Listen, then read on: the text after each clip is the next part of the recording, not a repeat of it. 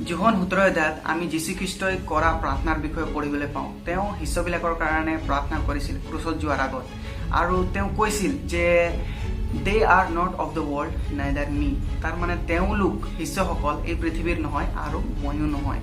প্ৰিয়সকল, এই খ্ৰীষ্টান জীৱন যাপনটো আমাৰ অকল এই পৃথিৱীত কনফাইন নাই, তাৰ বিয়ণ্ড চাব লাগিব আমাক। সেইকাৰণে বেলিগ্ৰামো কৈছিল this world is not my home, I am just travelling through. তাৰ মানে এই পৃথিৱী মোৰ ঘৰ নহয়, মই জাষ্ট যাত্ৰাহে কৰি আছোঁ। প্ৰিয়সকল, খ্ৰীষ্টান জীৱন যাপন চাওঁতে বহুত উজু লাগে, কিন্তু খ্ৰীষ্টান জীৱন যাপন কেনে হোৱা উচিত? আমাৰ খ্ৰীষ্টান জীৱনটো জাগতীয় বস্তুৰ পিছত চলি থকা নহয়, কিন্তু উই হেভ টু এগেইনষ্ট দ্য ফ্ল'।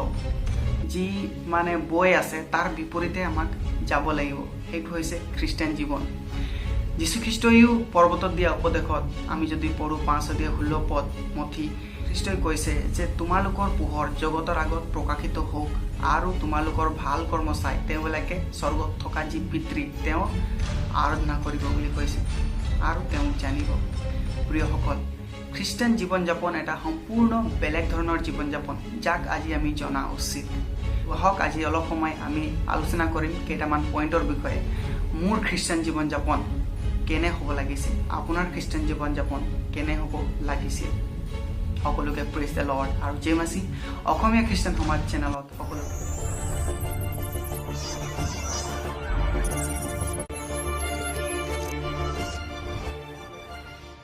প্ৰথমটো হৈছে লিভিং এন এক্সাম্পলাৰী লাইফ, এক উদাহৰণস্বৰূপ জীৱন যাপন কৰা। এসময়ত এজন বিশ্বাসী আছিলে, বহুত ভাল বিশ্বাসী। তেওঁ যেতিয়াই সময় পাইছিল মানুহবিলাকক খ্ৰীষ্টৰ বিষয়ে কৈছিল। এদিন তেওঁ নিজৰ সন্তানক লৈ ক'লে, আহা আজি আমি প্ৰচাৰ কৰিবলৈ যাম, আউটৰিচ কৰিবলৈ যাম, যীশুখ্ৰীষ্টৰ বিষয়ে ক'বলৈ যাম। তেওঁৰ সন্তানক ল'লে আৰু ৰাতিপুৱা ওলালে, গোটেই গাঁও ফুৰিলে, দোকানত সোমালে, মানুহবিলাকৰ লগত কথা পাতিলে, কিন্তু কাকো ট্ৰেক্স দিয়া নাই, কাকো একো দিয়া নাই। গধূলি হ'ল, ঘৰলৈ উভতি আহিলে। তাৰপিছত তেওঁৰ সন্তানজন বহুত অবাক পাইছে। আমিতো আউটৰিচ কৰিবলৈ গৈছিলোঁ, কিন্তু পিতৃয়ে কাকো এটা বাইবেল নিদিলে বা কাকো এটা গস্পেল ট্ৰেক নিদিলে, কিয় ভাবি আছে। তাৰপাছত সেই সন্তানজনে সুধিলে, পিতৃ যে আপুনি ক'লে ৰাতিপুৱা যে আমি আউটৰিচ কৰিবলৈ গৈছোঁ, ঈশ্বৰৰ বাৰ্তা বিলাবলৈ গৈছোঁ, কিন্তু আপুনিতো কাকো বাইবেল নিদিলে বা ট্ৰেক্স নিদিলে, কিয়? তাৰপাছত সেই পিতৃয়ে, সেই বিশ্বাসীয়ে তেওঁ সন্তানক ক'লে যে হয়, মই বাইবেল নাই দিয়া, কিন্তু মই প্ৰচাৰ কৰি আহিলোঁ। কেনেকৈ? তেওঁ যেতিয়া দোকানত সোমালে, তেওঁৰ স্বভাৱ চৰিত্ৰ, তেওঁৰ কথা বতৰাৰ দ্বাৰা, তেওঁ যেতিয়া মানুহবিলাকৰ লগত কথা পাতিলে, তেওঁৰ কথা বতৰাৰ দ্বাৰা, যেনেকৈ বাইবেলত কৈছে লেট ইয়ৰ টক বি গ্ৰেচফুল, সেই সকলো কাৰ্যৰ দ্বাৰা তেওঁ খ্ৰীষ্টক দৰ্শাই দিলে জীৱনৰ দ্বাৰা। তো আমাৰ খ্ৰীষ্টান জীৱন যাপনো এক উদাহৰণস্বৰূপ হোৱা উচিত প্ৰিয়সকল। আৰু সেইকাৰণে পৌলো কৈছিল যে follow' me as I follow' Christ. তেওঁ কিয় ক'ব পাৰিলে? কাৰণ তেওঁ যীশুখ্ৰীষ্টক অনুসৰণ কৰিছিলে, আৰু আমি যদি যীশুখ্ৰীষ্টক অনুসৰণ কৰোঁ, তেওঁ এক্সাম্পলত চলোঁ, আমিও ক'ব পাৰিম মোৰ উদাহৰণত চলা। আমাৰ নিজৰ জীৱনটো যদি এক উদাহৰণস্বৰূপ নাই, আমি কেনেকৈ আনক ক'ব পাৰিম আপুনি খ্ৰীষ্টক গ্ৰহণ কৰক, খ্ৰীষ্টক বিশ্বাস কৰক। 2 নম্বৰ পইণ্টটো হৈছে বিশ্বাসেৰে জীৱন যাপন কৰা।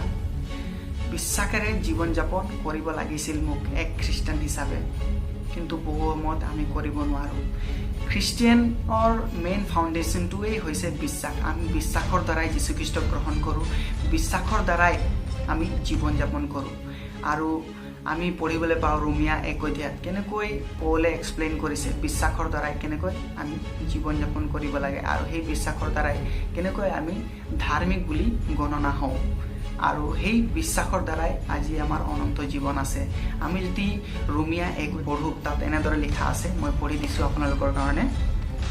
ইয়াত কৈছে যে for in the gospel the righteous of God is revealed, a righteousness that is by faith from first to last, just as it is written, the righteous will live by faith.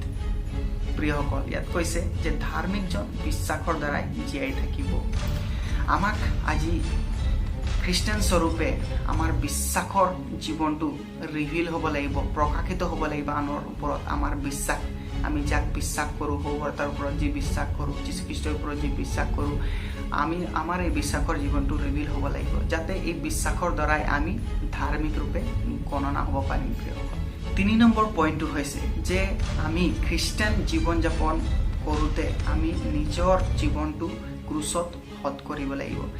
আমি Galathea 2:20 পঢ়িবলৈ পাওঁ, পৌলে কি কৈ আছে ইয়াৰ বিষয়ে মই পঢ়ি দিছোঁ আপোনালোকৰ কাৰণে। Galathea 2:20 I have been crucified with Christ and I no longer live, but Christ lives in me.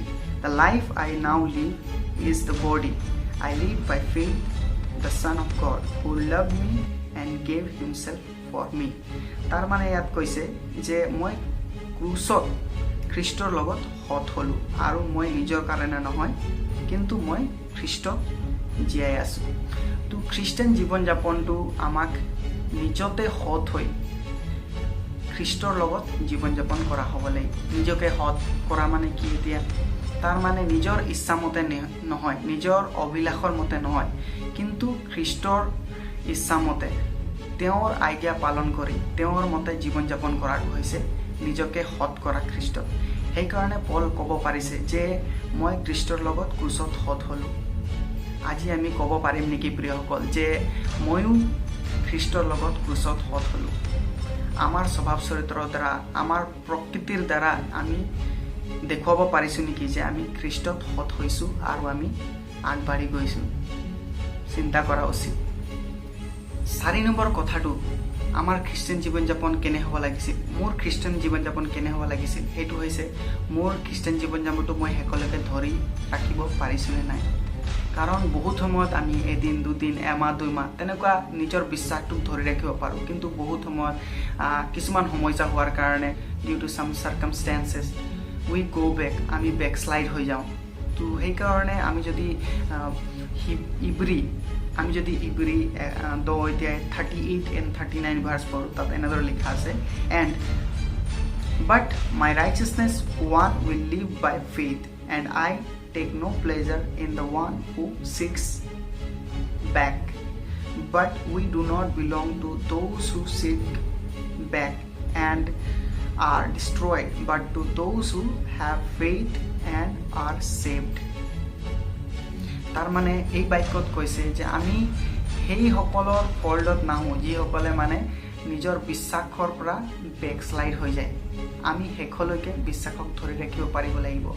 আমাৰ খ্ৰীষ্টান জীৱন যাপনটো তেনেকুৱা হ'ব লাগিছিল, তেনেকুৱা হ'ব লাগে যে আমি এদিন দুদিন নহয়, অলপ সমস্যা পালে যে বেকশ্লাইড হৈ যাম, তেনেকুৱা নহয়, কিন্তু খ্ৰীষ্টান জীৱন যাপনটো আমাক ধৰি ৰাখিব পাৰিব লাগিব। আমি পৰিলেও উঠি যাব পাৰিব লাগিব প্ৰিয়সকল। তো এই 4টা পইণ্ট মই আজি আপোনালোকৰ আগত ক'লোঁ। আমাক এক এক্সাম্পলৰী লাইফ থ'ব লাগিব মানুহৰ আগত, যাতে আমাৰ যি ৰিফ্লেকশ্যন আনৰো লগত প্ৰকাশিত হ'ব পাৰিব। খ্ৰীষ্টই সেইকাৰণে কৈছিল, if you love one another, তেওঁৰ শিষ্যবিলাকক কৈছিল যোহন 13:35, if you love one another the world will know' that you are my disciple. আমাৰ জীৱনটো খ্ৰীষ্টৰ প্ৰেমৰ দ্বাৰা প্ৰকাশিত হ'ব লাগিব, যাতে আনেও জানক যে খ্ৰীষ্টই সত্য ঈশ্বৰ হয়। তাৰপাছত আমাৰ জীৱনটো এক বিশ্বাসৰ জীৱন হ'ব লাগিব, বিশ্বাসত দৃঢ় হ'ব লাগিব, তাক আমি আনক দেখুৱাব লাগিব আমাৰ বিশ্বাসৰ দ্বাৰাই।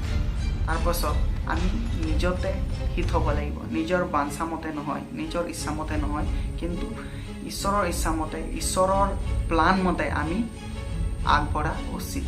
আৰু শেষত মই ক'লোঁ আপোনালোকক যে আমি এদিন দুদিনৰ কাৰণে নহয়, কিন্তু আমাৰ যি বিশ্বাস, খ্ৰীষ্টিয়ান জীৱন যাপন শেষলৈকে ধৰি ৰাখিব পাৰিব লাগিব।